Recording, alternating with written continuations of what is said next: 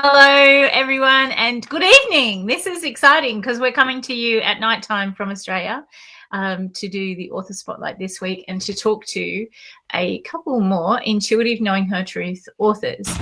These two ladies both are in the UK and both have amazing stories to share with us, and they will share a little bit of their stories tonight, but we'll see where they're up to and what's happened since they've contributed. So Intuitive Knowing Her Truth is part of a series, as I have told you before. Intuitive Speaking Her Truth paperback is going to come out in the coming week, which is exciting. So then we'll be able to talk to those authors as well. So today we're going to talk to two authors, the first of which is a woman who is multi-talented. She has her own podcast, she is a publisher, and she is also a Reiki master, EFT practitioner, a mindfulness and law of attraction coach, and more. She studied psychology, the science of the mind, counseling and psychotherapy, and challenging ideas in mental health as part of her degree, and graduated in 2017. So multi-talented. I'd like to welcome Carey to join us today. Thank you so much for being with me, Katie. It's great to see you again. Hi, Brigid. It's great to be here. And yeah, sometimes I forget I've done all of those things. And there's probably more to add to the list now. I did add in publisher because you became a publisher. Absolutely. And I seem to be writing a lot of poetry lately as well. So yeah.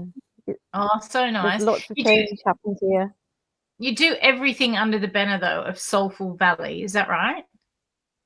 I do. It's a brand name I came up with 3 years ago when I wanted to write. Funnily enough. Tell me how you came to be in the book Intuitive. Well, Brigid, one day I actually said no first. You popped into my inbox and asked me if I'd like to write in a multi-author book. But it was December and it was a bit crazy in my world because I just launched a podcast that I was trying to put all of my episodes in to have a break at Christmas, and you popped in and the timing just wasn't right. So I said no. But then in January, I'd created this beautiful vision board in a magical desk that had been sitting out in the kitchen for 3 years where I couldn't use it, and decided that I was going to be a best-selling author this year. This year? What? So much has happened this year. I know, right? You didn't have on the wall that you were going to be a publisher too, did you? No, I didn't. That came after. Put that on after. Yeah, came after you did this one, right? Yeah. So, Katie, it is really nice how that happened, because I did reach back out to you. I think I sent you the cover and said, "Are you sure you don't want to reconsider?" Did. And I think the cover did it. Yeah, she is beautiful. I do love her. Those eyes are just they just draw you in, don't they? Tell me, Katie, and share with the viewers, what is it that you shared in this particular story? Because we all have so many stories within us, but in this particular story, what is it that you shared? What is the key part of this story? In this particular story, I shared quite a few glimpses of the patterns of trauma throughout my life. So where it started with my parents having a stillborn child, the fact they had 2 stillborn children in between us, then my first experience of trauma and loss with my nan dying at 9. Then I started to spiritually connect.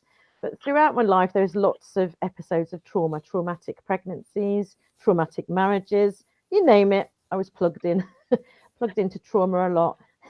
But also that, there's a tiny bit where I mention that we had quite a difficult childhood. My father suffered from PTSD and mental health. So that's really what I was trying to get across, is how when you're plugged in to certain energies, certain ways of being, you're in a cycle. You're stuck in this perpetuating cycle of trauma constantly. But there is another way. And I've had snippets of my life where I found another way to be. And those have been when dreams come true. And it happened in my teens, and it's happened again now in my 50s. I think that's basically what I want to show people. And you help people to actually deal with that trauma and release it? I have done. I ran a mental health charity for 7 years. I studied lots of holistic therapies, and the most recent one that cleared a lot of my own patterns was EFT. So EFT is something I'm still using now in my publishing business for my authors, because I know how powerful it is when you're releasing trauma. Yeah. Yeah, it's so true. I do love the EFT. It's a beautiful method to use. Can you tell me, you spoke just then about your authors, excuse me, because you have released a multi-author book, Evolving on Purpose, which is a wonderful collaboration. I learned so much from that book. Going through the process of writing, do you think in Intuitive, Knowing Her Truth, do you think that helped you to become a better publisher?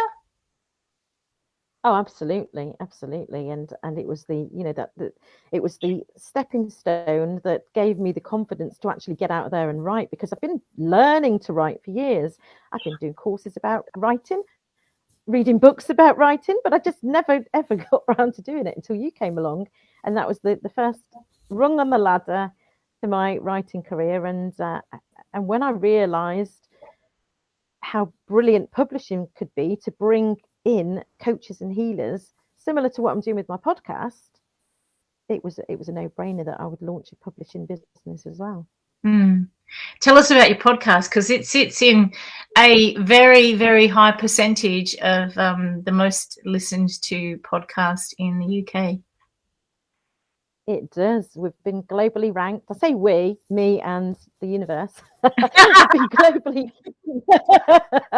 globally ranked in the top 2% of listened to podcasts. And yesterday, someone came to me through LinkedIn and said, "Oh, I've been researching the top podcasts in Europe, and your name came up." So, yeah, it's flying quite well at the moment. We've listened to in over 30 countries now. Yeah, and just share with everyone how they can find that. It's called Soulful Valley, and you can find it on any app that you listen to podcasts through, or you can find it on Amazon Music, on your Alexa. If you go to soulfulvalley.com, that's my website as well. So there are links to episodes there if you can't find it through any of the other normal ways that you'd listen to a podcast. Now you run series in your podcast. What series are you running at the moment? I'm actually running two. Crazy woman. I'm running two series at the same time. So I've got series 3 going on with with the coaches and healers, pretty much in the same vein as series 1 and series 2. Series 1, I've lost it because I did do an intuitive series as well for this book. So there is a series on my podcast with some of the authors in this book, which people read in the book might want to go and listen to. And I'm also now running a series with some of the authors in my Evolving on Purpose book. And those interviews, though, those podcast interviews, they're focused on what the person is doing more so than about their story in the book, aren't they? Yeah, there's a little glimpse about their chapter. I do ask to share a little brief bit about their chapter, but it's about what they're doing in the world and where people can connect with them, and to give them a bit more of a platform on the podcast as well. Yeah, just like this. So if you are listening and you would like to grab a copy, please do pop on over to Amazon and grab a copy of Intuitive, Knowing Her Truth. Katie's got hers there too. Katie, do you have your Evolving on Purpose book there? I do. Show us that one too, because it's a wonderful book that's available on Amazon as well, Evolving on Purpose. Great collaboration that Soulful Valley Publishing put out. And thank you, Adaire. It is Soulful Valley, and it's been shared on the various networks where you can find soulfulvalley.com. The podcast is available for download on any platform. I've listened to lots of your podcasts. I do love it. There's always find something that I learn from listening to your podcast. There's always a lesson to take away. So I really like that. And that's one of the things that you did with the chapter in Intuitive. You shared a lesson in there. Did you do, with when you did Evolving on Purpose, is that what you did with your authors as well? Does each author give a lesson that people can take away from the book? They do. Yeah, they also shared their story and then gave some tips on how they did it, how they overcame their challenges and what they've been through. Yeah, it is a great way to become a published author, isn't it, to be in a multi-author book, because it's that fast, 3,000 words is easy, whereas and then you can see how easy it is to write your own book, because doing 3,000 words is really quite simple. Would you agree?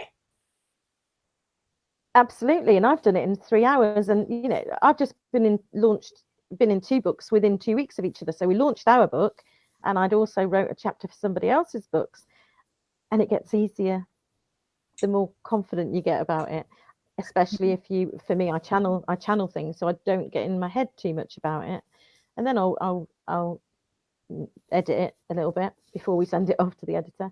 But it gets to be easy. I think it can be as easy as you make it.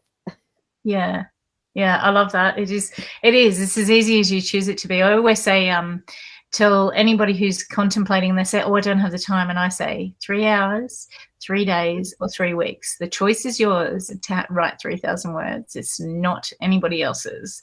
And a lot of people come back and go, "All right, then I'll do it." Or you get people that say, "Oh, I'm too busy creating these things for my business." But what this does is it gives you clarity with where you're going on your business. It gives you a brand story. It's there's so many things to this. It's not just writing a chapter, is it? It's a really great platform for your business. It is, and I've used it for mine. It is. It really is a great platform. And I mean, I know that podcasters love authors. They love people who have something that they can tangibly look at and, get a feel for who the person is. And if it's not a whole book, that's easier for a podcast host, because they've only got to read one chapter, not a whole book, to do their research. So I think that it's a great way. Multi-author books are great. And I also think that they're great for the reader, because it really does cement that universal law of we are all one, and that because you resonate so much with each story in a different way. It's like, oh, you find something that you connect to, and it's just drives your passion forward because you found this connection with a stranger, and then you've learnt this lesson from them that you can implement in your life or your business, and you've benefited from that person. So I think it's a great opportunity for people when they read multi-author books. And I really encourage people to check out more multi-author books. So the other thing I love about multi-author books is that you can pick it up and read any chapter. It doesn't matter where you start, doesn't matter what chapter you read, and then you can put it down when you finish that chapter, and it doesn't take all night to you can put it down, because it's the end of that story and you've got a new story the next time you pick that book up. That's what I love about them too. And you really create connections as well with the authors.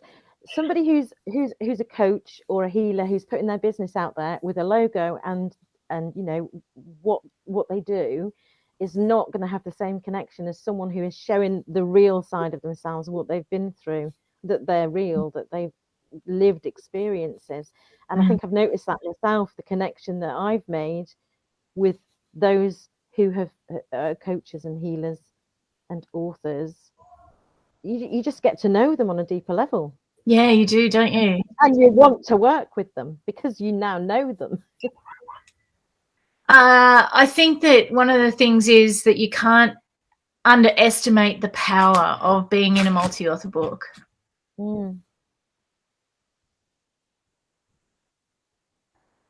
There's just some real connection there, isn't there?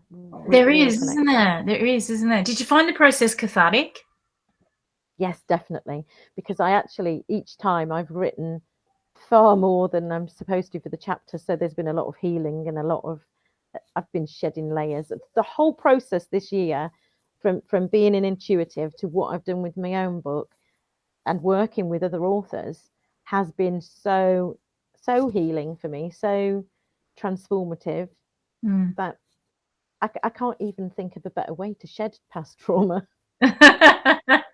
I do love it. I really do love it. And it was definitely an unknown surprise to me when I contributed to my first book. And each time I do it, it's still, I get surprised. I don't know why I'm surprised. I've done 8 now, into my 9th. And I don't know why I continue to be surprised, because it's just part of that process. It becomes a cathartic process, and you deal with what it is that you're writing about at another level. Every single time I go to write, and I don't know whether you're the same, I would like to hear your thoughts on this. I have an intention, like when I join a book, I go, I'm going to write about this. And when I sit down to write, what comes out is completely different, because I write intuitively, and what comes out is completely different. And I just go, oh, that's what I was meant to write about. And then, you know, I might cry, or I might have fear come up about what other people are going to think, and I have to work through that. And, you know, like I lean into whatever comes up out of it. Do you feel the same thing, Katie? Do you have an intention of what you're going to write, and then something else actually comes out? Yeah, well, you have thoughts about what you think you're going to write about, and definitely something else comes out. And for me, each layer that I shared helps me to educate other people as well. And I know I'm holding back. I've got another multi-author book being created now, and I know I'm holding back from writing that chapter, because I know I know there's stuff going to come up that I'm not, you know, maybe don't really want to share yet, but I've gone and put that title of the book out, so there's things there that are going to be shared.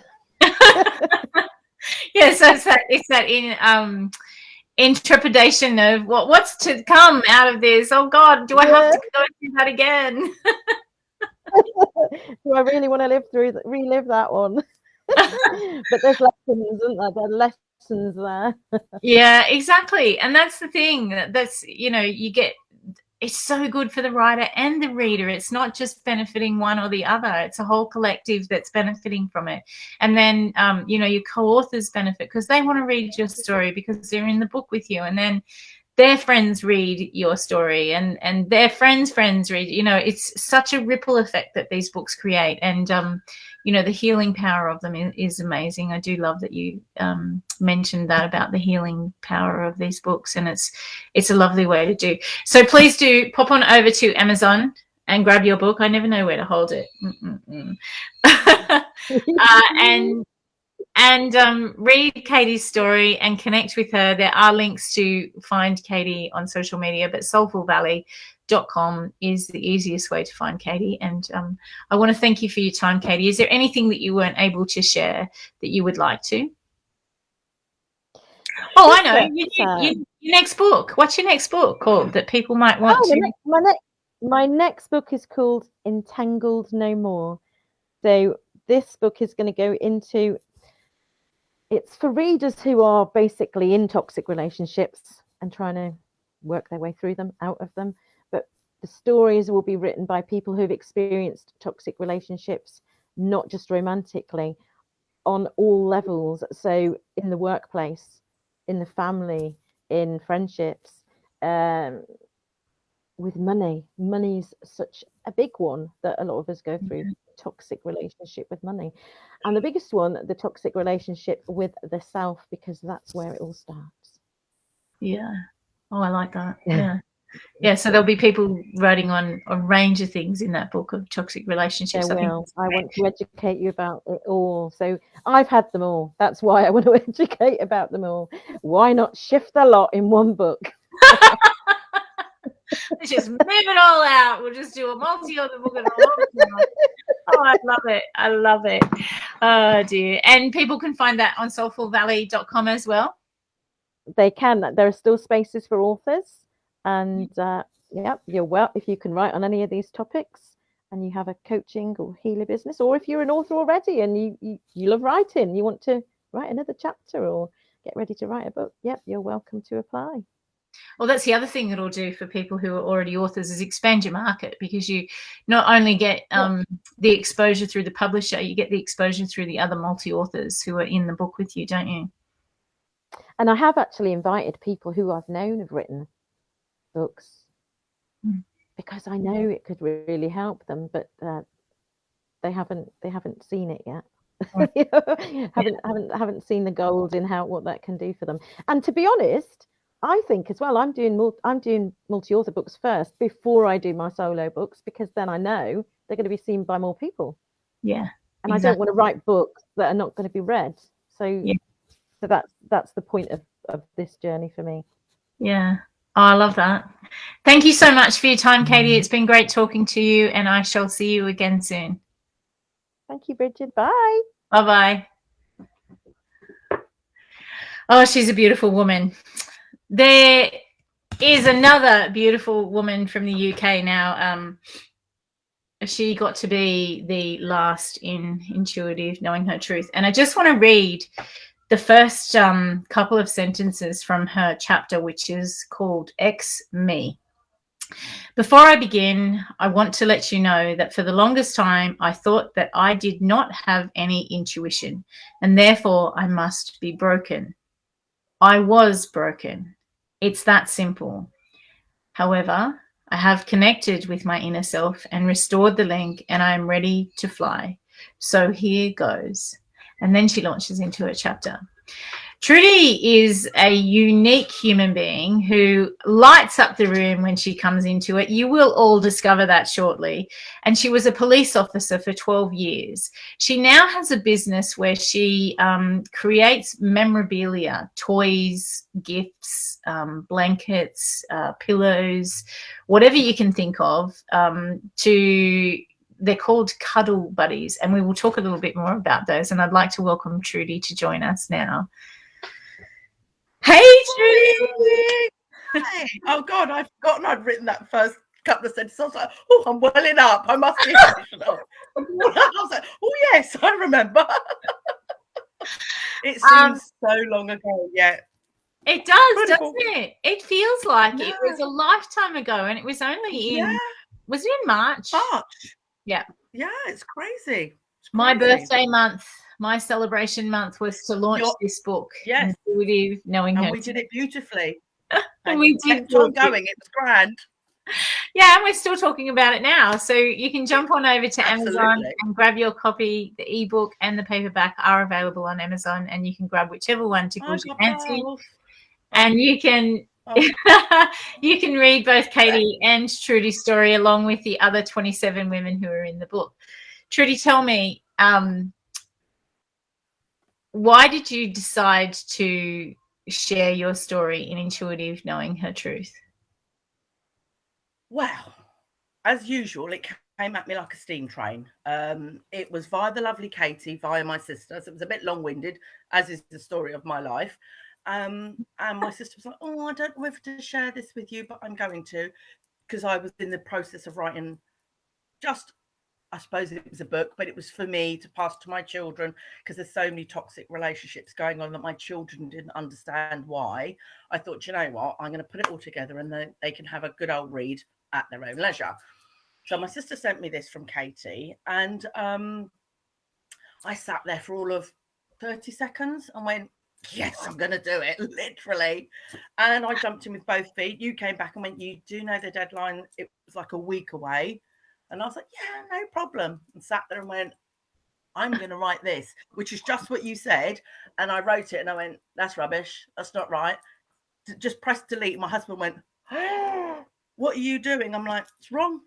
It's not right. And I just sat there, breathed, took a breath and went, and it came out. 3 hours, job done. Yeah. Pressed send, and it was there. It was with you. And then I went, oh, too late. It was there. It was gone. Too late. It's done now. It was done. Yeah. Bye. See ya. Bye, Felicia, as they say in America. So yeah, it was. And that is my daughter's name as well. So she really gets cross all the time. Bye, Felicia. So there was no intent, but clearly the universe had other intentions and for me. So yeah, dropped in my lap and I went, okay, universe, got the hint and did it, which was amazing. Best thing I ever did. And now you've got a legacy in the world forever in this book. And, you know, books don't die. That's the thing I love about it is you've left a legacy in the world that is a published book. You know, it's not just something that's on your computer or a A4 pieces of paper that your daughters have that they can. Yeah, it's something that is out in the world forever. Trudy, tell me, Cuddle Buddies. Did I say that right? Cuddle Buddies. Yes, it's it was something I've been doing since I was 14. Just knitting, crocheting, because I'm not the best cook in the world. So I didn't do cookery. There was no way I was doing woodwork and metalwork with a bunch of stinky boys. That just wasn't going to happen. And I had a massive crush on the woodwork teachers. That really wasn't going to work because he was a bit gorgeous. Well, he was when I was 15 anyway. But so that was, could you imagine? I'd have sawed my fingers off on going, looking all googly-eyed at him. It would have been a complete nightmare. So I was like, right, okay. The only option left is, couldn't do sewing because apparently I couldn't sew. So I did child development, where we made things. So that's where my passion started. And my mum taught me how to cast it. And I used to see my granny knitting, and she used to knit us jumpers, the jumpers that it took her a year. So by the time I got it, like the sleeves were here and the V-neck was like this because it was always too small because it took her so long because there was 3 of us at the time. So she was knitting 3 jumpers. And then when it really cemented was when my mother-in-law passed, not this year, last May. And my father, as my mother-in-law was getting worse because she had vascular dementia, and it's awful. He'd given me, because she couldn't eat, he'd given me some of her food tabards, and he went, "Here, I'm sure you can use them for something or other, because you're always fixing stuff." And I was like, "Okay, Ray, thanks for that." And just had a bag, and I was like, and then she passed. I was like, I can't throw them away, because you open the bag and you just got this waft of Brenda. And I went, you know what? I'm going to make a little bit. She sits with me on my bed. She was for my husband, but I have stolen her. So she sits with me. And so I made her. And I made, because I had 4 aprons. My girls got 1 each. And I gave one to my sister-in-law. So we've got a little bit of and the stuffing, strange enough, smells like her. It's very strange. So yeah, we all got a cuddle buddy, and then people said, "Oh, do you think you could make me this? Could you knit me a Bertie Bassett, the all sorts little thingy? Could you knit me one of those? Oh, do you think you could make some jumpers?" And I was like, "Yeah, sure." And it just started opening up. And all my friends that I'd been knitting for years have always said to me, "You should open a business." I was like, "Who's going to buy my tut? Nobody's going to buy my tut." But that's the self-limiting belief that I think nobody's going to buy it. But actually, people went, "It's not tut. I like it. I want one." So yeah, there was a few. Multi-author book has opened up a tirade of, "Oh look, let's get it all out there and do all that healing." When I thought writing it was just, that was it. I was done. Who knew? No. Not done at all. No, I'm like, really. So yeah, it's the Cuddle Buddy soothes my soul. When this ripped the scab off, make it all come out. Pulled you out of the I like her. I love her, so she's okay. Pulled you out of the closet. This is from me in a judgmental perspective. When you told me that you did knitting and created these Cuddle Buddies, I was like, "But you're a policewoman, policewoman." That's exactly what I thought. And I think I said it to you, and you went, "I used to knit at the police station when I was sitting at the desk with nothing to do. I'd knit." Yeah, all the time. I mean, yeah, I just loved it. It was, I can do it without thinking. Yeah. And my hands are busy, and it connects me to my grandmother who passed, how old? Leonie's 19, so she passed 19 years ago. So it just, I don't know, I love it. And because you can stop it. I mean, I'd be knitting and people would not want to come in. I remember knitting a big gold gollywog on the jumper just to upset my superior officers in the police station. They used to get really cross because obviously we're not allowed to say gollywog and all of that. And I was like, "See, you telling me what I can't do? Guess what I'm doing?" And so I knitted myself this gollywog, drew it out, did the pattern, knitted it, and I just used to strut around the police station. They used to go, "Oh, good morning." They wouldn't say a word. So yeah, I would sit there at the desk because if I was cooking, especially at the weekend, I would cook a meal, and if it was Sunday late turn, we would have a barbecue, and we would have a cheeky drink. And as you know, I'm terrible with alcohol, so they'd say, "Trudy, you can sit in the station office." And they would pick me up from home and they would drop me home because there's no way I was getting on my motorbike because I would have crashed.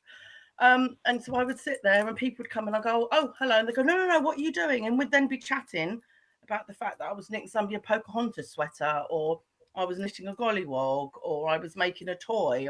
So yeah, it was always a bit of an icebreaker because it's quite intimidating walking into a police station if you've got a problem and your head's all full.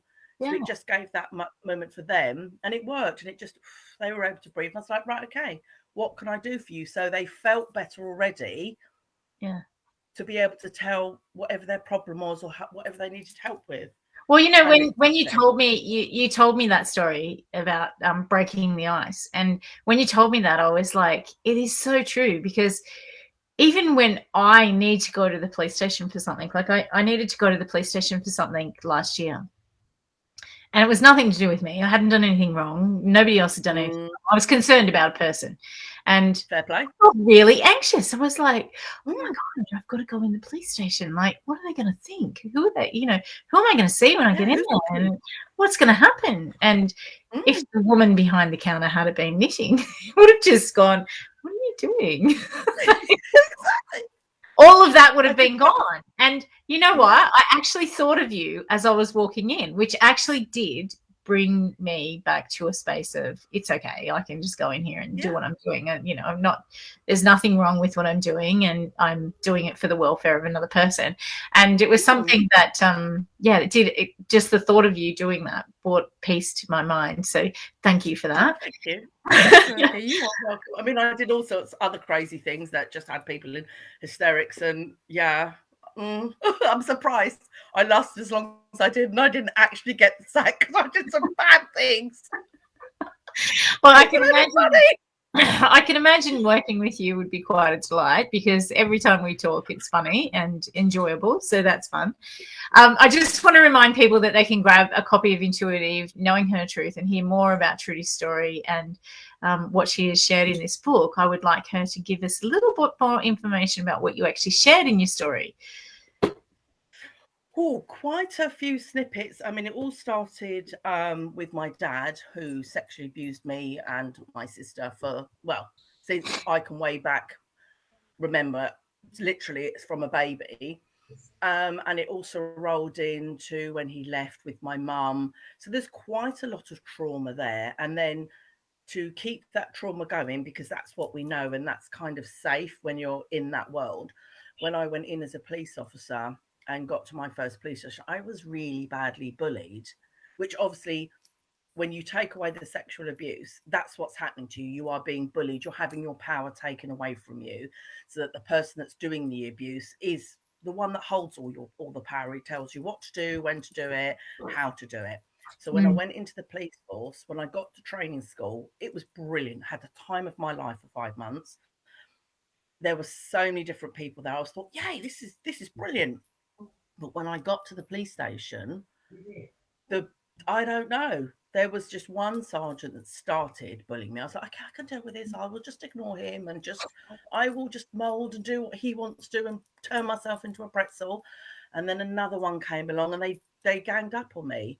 And I was like, okay, this is never going to stop until I do something. So I did, only because a doctor stuck up for me. They were being really, really rude about me being a female officer. And this doctor flew out of his office and was like, when you complain, I'm your witness. And those two, you could see the world dropped out of their bottom. And I was like, yeah, do you know what? He's right. They don't get to treat me like that. Yeah. And it was the same because I had no power with my father or my mother, because they're your parents. Yeah. It just, that lays that conditioning for you to be treated like dirt wherever you go. And then once I was like, actually, no, that was it. I was then named the Gobby Probby, because I was like, I'm not doing that. You can't talk to me like that. I'm doing it like this. And you have a probationary period for 2 years. And 6 months in, I was the Gobby Probby. And I'm not taking it anymore. And it did me the world of good. And I'm still like that today. I'm not taking it. I'll take it for a bit. And I'm like, you know what? That's enough BS, not having it. Yeah. So, Intuitive helped me get it out there, because there's so many people out there. Bullying in the police force is quite rife and it's quite horrible. So if one other police officer reads it and goes, if she can do it, way back in the day in 1988, I can do it now in 2020. Got to get my numbers right. So it's there for everyone. As I say, you pulled the scab off, and I thought I'd done. And I was talking to the lovely JC yesterday and last week, and all of a sudden, I was like wandering around throwing all these temper tantrums. I'm like, I'm acting like a 2-year-old. What's going on here then? and everyone's talking about their inner child. And I'm like, sort your life out, mate. You're an adult. No, they're right.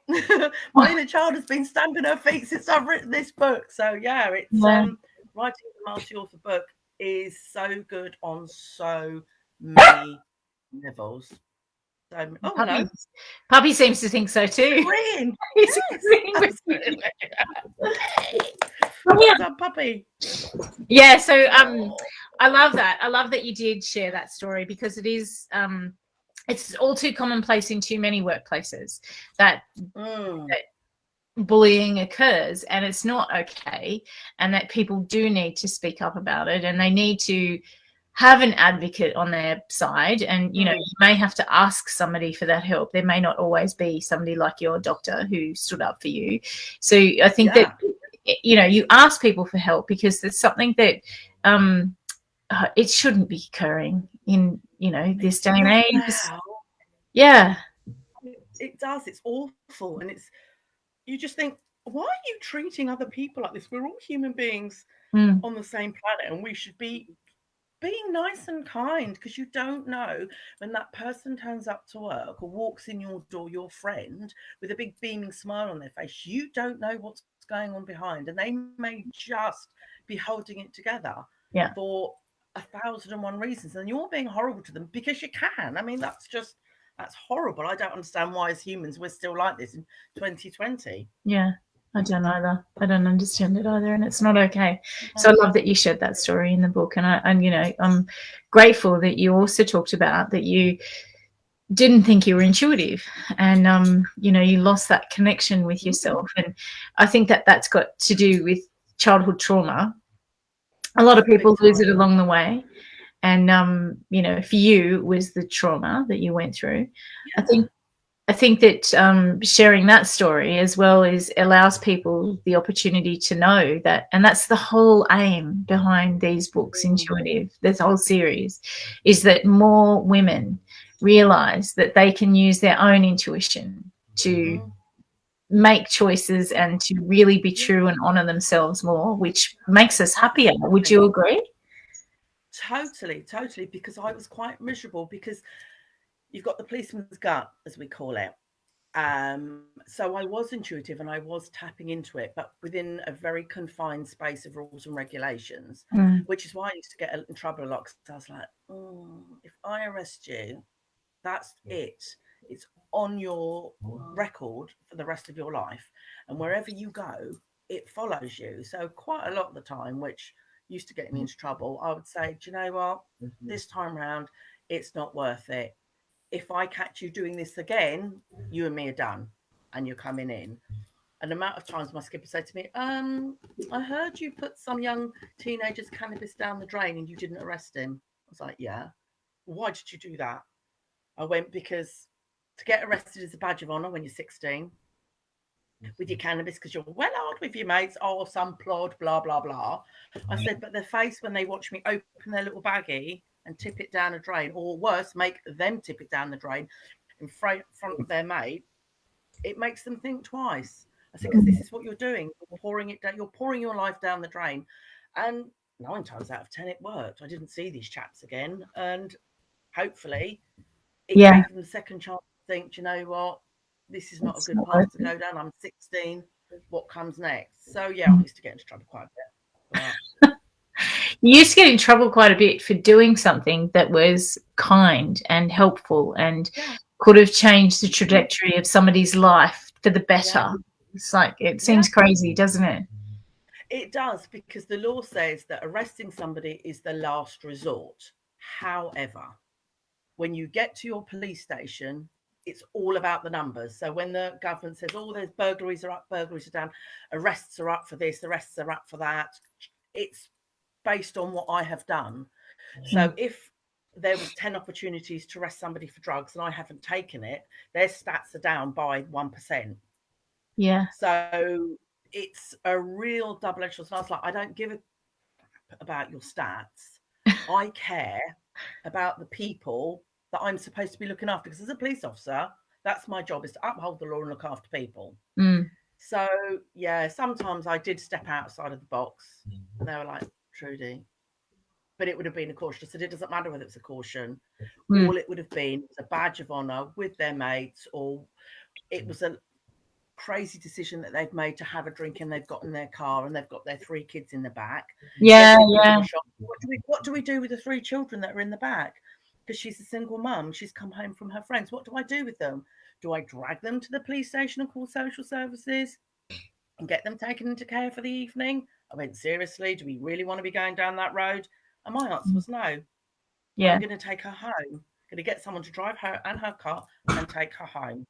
Yeah. And if it got me in trouble, which it did, so be it. Yeah. And it's, I can really see that that's a much better decision to make. I think that the Cuddle Buddies is something that it's such a beautiful idea.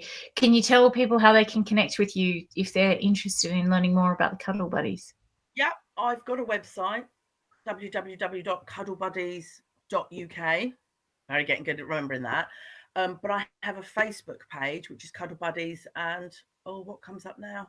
It's a little doll, because it's Facebook aligned it and put a strange photograph that I did not do. I was just anyway, and also that just freaked me out. And also Cuddle Buddies 68 is on Instagram, and that's when you see my pictures a little bit more, and they're linked. So, and it's a little doll. She's got blonde hair.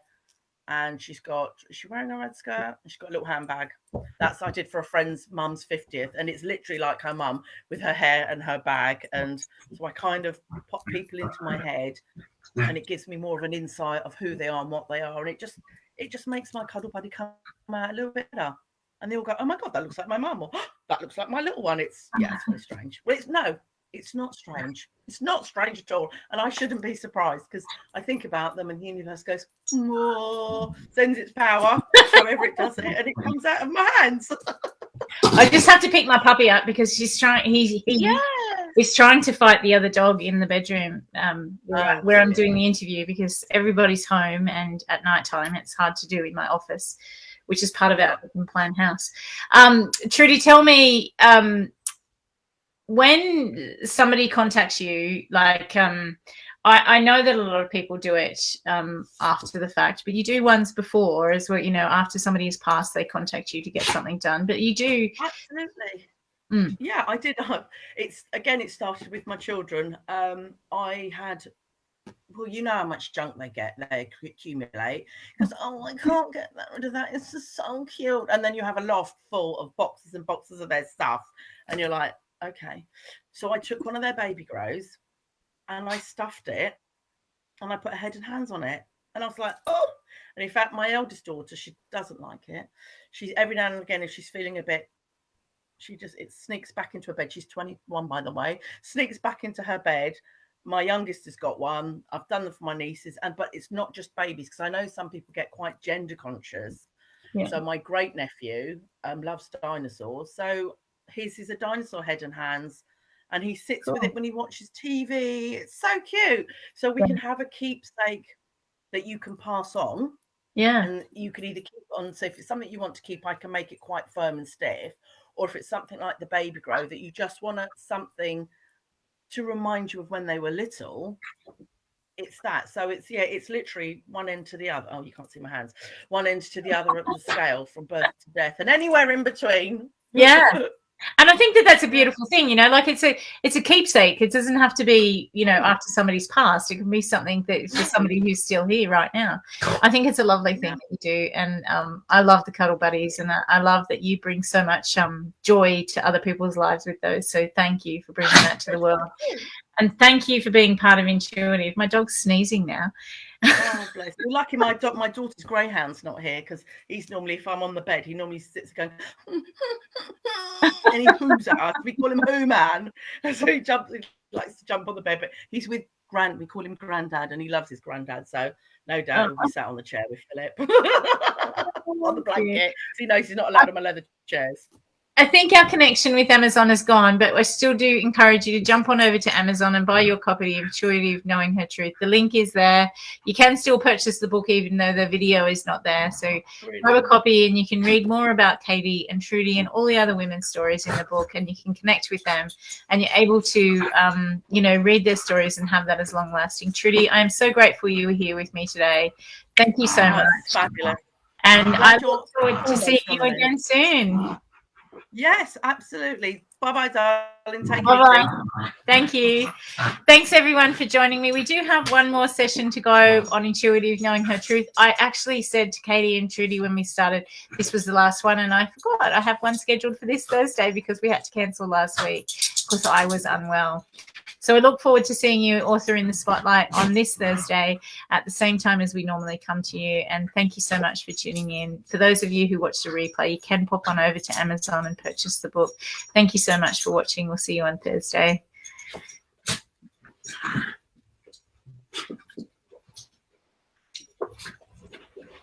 I can't end it.